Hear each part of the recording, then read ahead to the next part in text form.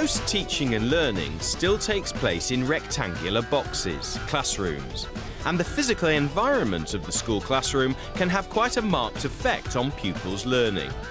Serried ranks of desks are still very common, but desks arranged in pods around the room are increasingly used.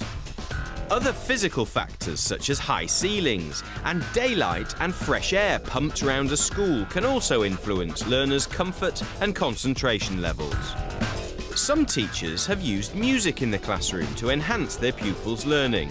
But how effective is music in producing a better learning environment? To find out, we've set up an experiment to test whether music played in the background during a lesson boosts attentiveness. We've brought together a musician who composes music to be played in classrooms and a psychologist. They've teamed up with a science teacher at Moseley School in Birmingham to test the theory out. Music doesn't necessarily make you more intelligent, but it can give you the right sort of focused atmosphere where you're calm, you're relaxed. It reduces your blood pressure, it reduces your heartbeat. It also has an effect on the alpha brainwaves, which are important for being relaxed and calm, but also being alert. So you're in quite a sort of creative state where you should be very focused for learning. Vo Fletcher's been a working musician for 30 years and is something of a virtuoso on the guitar.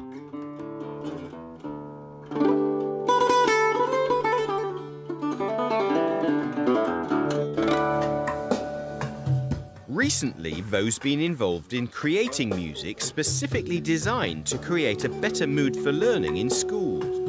But his music is specifically designed not to be listened to. The important thing is that what I'm playing with the guitar shouldn't get in the way of the feel of the music and the tempo of the music. So when I come to mix this guitar will be quite low in the mix. It'll be quite submerged. Subtlety is the key of the day. Moseley Comprehensive School in Birmingham, where our musical experiment is taking place. They're going to take a 1-hour lesson and divide it into two 30-minute tasks. One task will be carried out under normal conditions. During the second task, Vo's background music will be playing. The behaviour of the pupils will be observed with and without the music, but the pupils think it's going to be just a normal science class. What I'd like to do today is recap some words to his sound. Teacher John Crawshaw's set a simple revision exercise built around the way that sound can be measured and described. Pupils will be expected to work both individually and in small groups during the lesson. There's a word and there's a meaning. What's the one that should go with the machine that shows what a wave looks like, Jamal? CRO. CRO. What you're going to do is work together to build these up into a big long chain. Dr. Penny Upton will be looking for the subtle changes in behaviour and attentiveness that indicate to her whether learning is being enhanced by the presence of music. But for the first 30 minutes of the lesson, no music will be played. If you look at them at the moment, they're very fidgety. There's a lot of foot jiggling going on, playing with pens and pencils, poking each other. If you look at the boys, typical sort of behaviour that you'd see in a classroom. I think they're about normal, I'd say. I think they're quite a good class. They generally work well, and I think they're working well today.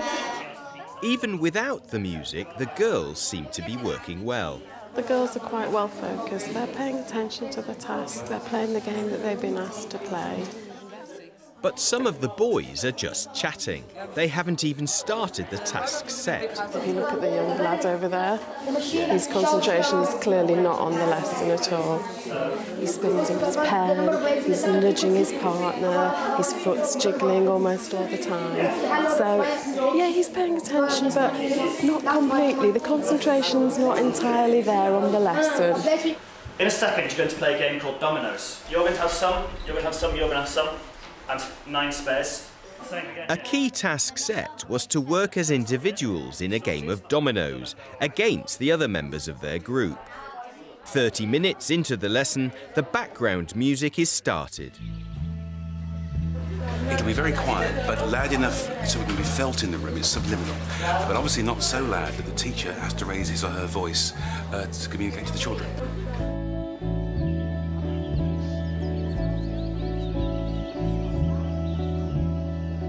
So have there been any immediate effects? Penny Upton's looking for early signs that pupils' behaviour is changing. The past few minutes, it's very rare to school and those who were quite fidgety and disturbed before, but sort of calmed down. Their body language has changed. It's almost like the focus has been concentrated. Even some of the girls who were working very well before, they perhaps a slight subtle improvement in what they were doing. Waste energy is often made by vibrations. So how are the lads doing? Have they settled down to the task better now that the music's playing? Our friend who was playing with his pen, he hasn't touched it at all for the past 10 minutes. He's just not interested in it anymore at all. He's far more focused on what they should be doing and completing the task that they've been given. Yes, there's definitely more teamwork. There is, yes. Some of the smaller groups are forming themselves into bigger groups and talking about what's going on with the girls in the front and the boys. Yeah. Interesting, you notice Well, initially I didn't notice any effect. I thought to start with they were just carrying on working at the same level they are. But now I've sort of come to the end of the exercise, but they're still being quite quiet without actually me standing over them and watching them, which is always a bonus. So at the moment I'm thinking, yeah, it seems a positive thing. Time to reveal to the class what's been going on. Right, ladies and gentlemen, you came here today and you worked in two halves. You did the same activity in the first half and the second half. Can anyone think what was the difference between the first time and the second time? Music? One activity with no music. The second time you had that lovely little music just playing really quietly in the background. To see if you work better with music. That was a test, Harris, that was exactly right. By putting music on, it alerted us more to the lesson. The music was soothing, it relaxed your mind. I couldn't even hear the music. It calmed us down a bit and there's a nice mood to the music. And I think you're more motivated by listening to music because you're doing work and enjoying something at the same time. So generally a positive impact from the music in the first part of the experiment. For the second part of our investigation of background music with a different group of pupils, we've changed the parameters a bit. The second lesson starts without music as before. Then again, music is going to be played in. But this time it will then be removed for the last 15 minutes of the lesson. In the past, that can have quite a dramatic effect. I've done demonstrations with adults where they've been quite calm, paying attention. The music has been taken away, but when they start having side conversations and cups of water and cups of tea. Right, so we've got potassium hydroxide and remember that's It's a chemistry lesson and a room full of lads for John Crawshaw to deal with. Look this way, look this way. Look this way! This way? I am? So what's the date? The teacher's demeanour has changed. He's obviously anticipating the class being a lot livelier and noisy than previously, so he's already shushing them a lot and trying to calm them down. The other thing is when he asks questions, rather than seeing lots of hands shooting up to give answers as we saw with the first class, there's a lot of calling out. A lot noisier than last time. The tasks set are similar to the first lesson. Collaborative working is going to be needed. Pick one up, put it down, and see if you can join one onto either end. As the lesson gets underway, some groups get straight on task. Again, no music is playing for the first 20 minutes or so. One group seems a little distracted, and this group seem to have an odd man out. One member is clearly not engaging with the other two. Okay, well, time to put the music on. Let's see how they get on.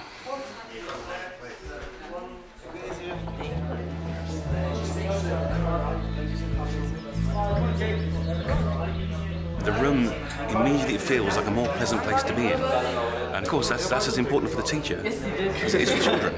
Because obviously what I'd like is for the teachers to be enjoying their job way more than some of them currently are. Well, I think again you see there's a little bit more calmness. What's interesting as well is to look at the interactions that are going on.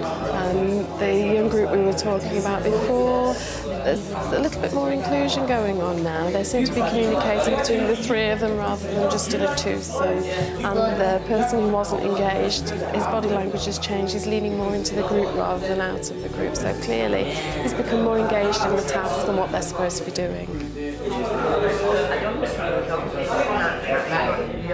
With the music now playing, curiously, the level of chatter in the room seems to have gone up. What you'll find is there's a lot of chat going on, perhaps even more than before, but it's what it's focused on that matters. They're having a good time, they're laughing, they're joking, but it's all on task. Now teacher John seems noticeably calmer. His voice is lowered and there's some hands going up to answer his questions. Different elements are listed. How many elements are there? Actually, I do feel quite relaxed, yeah. I think it is quite nice music. It's not there, it's not in your face all the time, but it is pleasant. It does seem to be setting up a nice atmosphere. Time to take the music away again. What's going to happen now?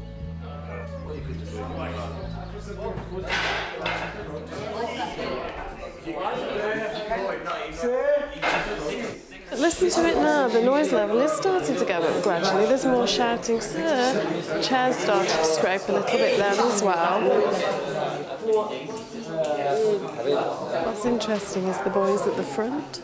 There's a lot more looking around the classroom. There's also a little bit of physical altercation going on, a little bit of pushing and shoving, which is quite interesting because it looks as if gradually they are starting to move off task. They've been getting up and walking around a lot more shouting out about things as well. And John's having to impose himself a little more.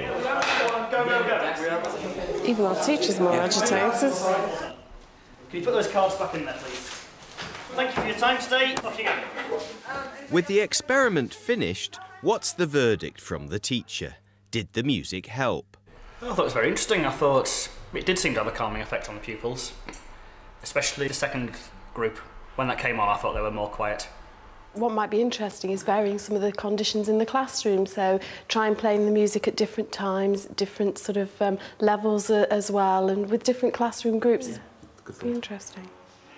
And what's our psychologist's observation of John the teacher? We did notice that when we turned the music off, that he was a lot less calm. Again, we saw that sort of physical movement, tapping of fingers, a little bit more agitation. Whether he noticed that himself or not, I don't know. I didn't know it's visible, but I did feel a bit calmer when it was on. Right. I did. So, is there a new convert to music in the classroom? Yeah, I'd give it a go. I felt better myself when it was on. I thought the kids worked better when it was on. So yeah, I'd give it a go. Whether background music raises standards of learning is open to debate, but in our experiment it did seem to help teachers and pupils become calmer and more concentrated. Beau Fletcher is certainly convinced of its potential. This is probably the most important thing I've ever done in my life, because the way I figure it is, if I can help children learn better, then those children will have greater self-esteem, and when they grow up, they'll be better parents, so they'll be finer human beings. And that's my aim. That's my aim.